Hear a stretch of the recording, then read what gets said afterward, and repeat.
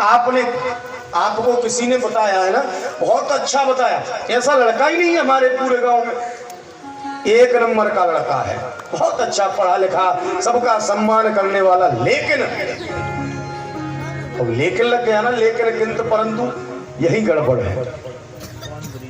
बोले लेकिन क्या? बोले नहीं नहीं बहुत अच्छा लड़का है, लेकिन कभी कभी प्याज खा लेता है।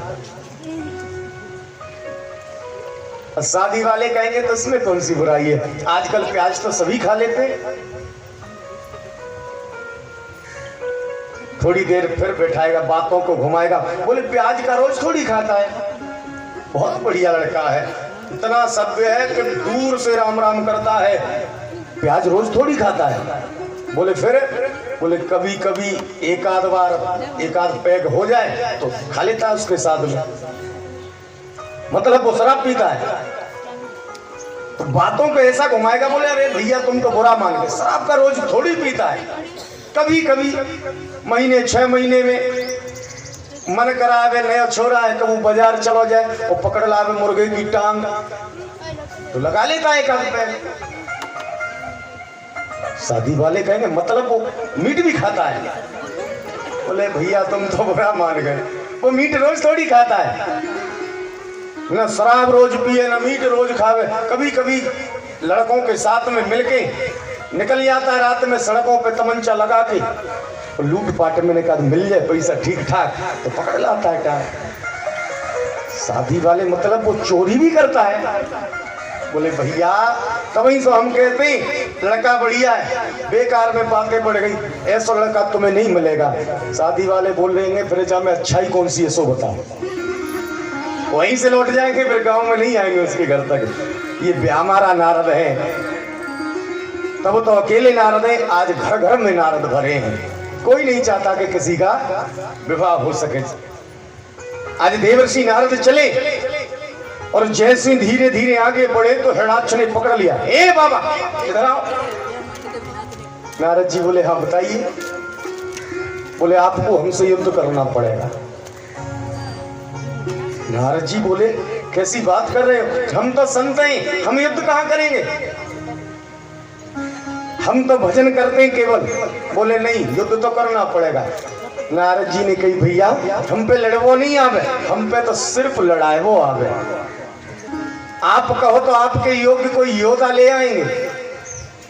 हिरणाक्ष बोला ठीक है, मेरे बराबर का कोई योद्धा ढूंढ कर लाओ, मैं युद्ध करना चाहता हूं।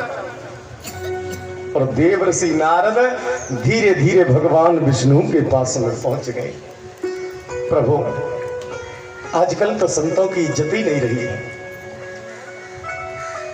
अब बताइए हम संत लोग लड़ने के लिए वादा करके आए हैं, तुम्हें जाना पड़ेगा। आज मेरे भगवान बैठे बैठे पृथ्वी का मानचित्र बना रहे थे। हिरणाक्ष को मालूम पड़ा इधर गया है ये बाबा, और धीरे धीरे पीछे पीछे गया, मानचित्र को लिया और भाग गया। मेरे भगवान पीछे भागे।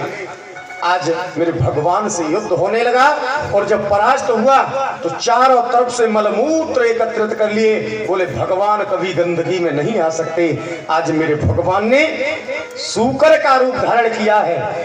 अवतार का कारण बता रहे हैं भोले बाबा, केवल उसे मारने के लिए अवतार लिया। मेरे भगवान ने सूकर का रूप धारण किया और उस पापी हिरणाक्ष का वध कर दिया, और सोरों में जाकर लोट लगाई है। उस क्षेत्र का नाम पड़ गया सूकर क्षेत्र। बोलिए सूकर धाम की। आप लोग यहाँ से गए होंगे सोरों घाट कोई नहाने के लिए गए? कोई बहुत बड़ा गंगा घाट है, आपकी तरफ से काफी लोग जाते हैं उधर सोरों में। मेरे भगवान ने उस सोरों घाट पर उस पापी हिरणाक्ष का वध कर दिया। और जैसे हिरणाक्ष मरा, आज मैया दिति को मालूम पड़ा मेरा बेटा मर गया। आज मैया दिति भागी भागी हिरणाक्ष की लाश के पास में पहुंची, अपने बेटे की लाश को हृदय से लगा लिया। आज मैया फूट फूट कर रोने लगी। एक बात कहूंगा,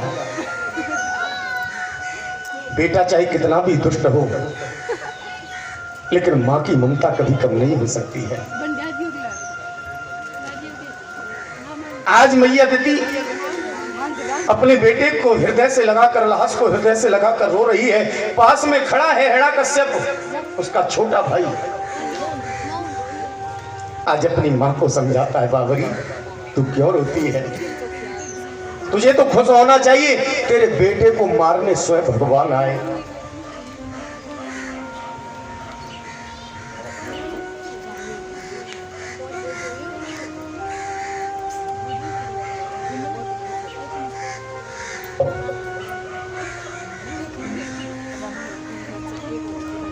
आज हिरण्यकश्यप कहने लगा, मैया अरे बाबरी क्यों रोती है?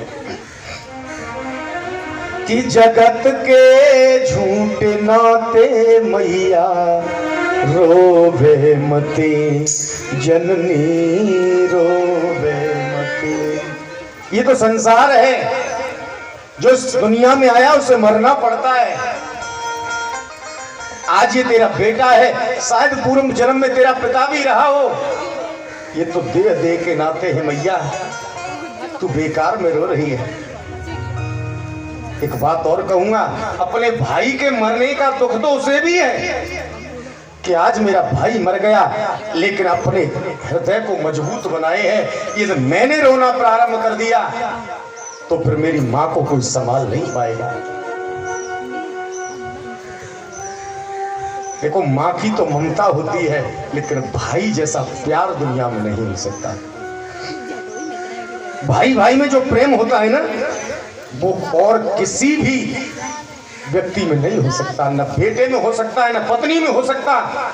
ये सच्चा प्रेम जो होता है वो केवल भाई और भाई का होता है। लेकिन इस कलयुग में एक चेहरे पर कई चेहरे लगा लेते हैं लोग, और सगे भाई को इशारों से मरवा देते हैं लोग, थोड़ी सी दौलत के लालच में।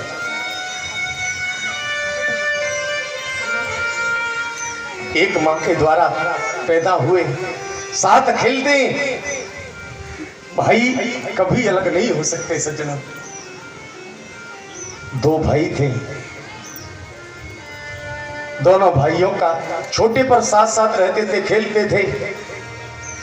धीरे धीरे बड़े हुए तो विवाह हो गया। और माताओं, निवेदन करूंगा आप लोगों से, कभी भाई को भाई से अलग मत करना। ये भाई जैसा प्रेम कभी मिल नहीं सकता है। भाई सारी एक जे घर की ना, वो उन्हें अलग कर देती है, उनके जैसा डाल देती है, ऐसी बातें भर देती है जिससे भाइयों को भाइयों से दूर होना पड़ता है। दोनों भाइयों का विवाह हुआ।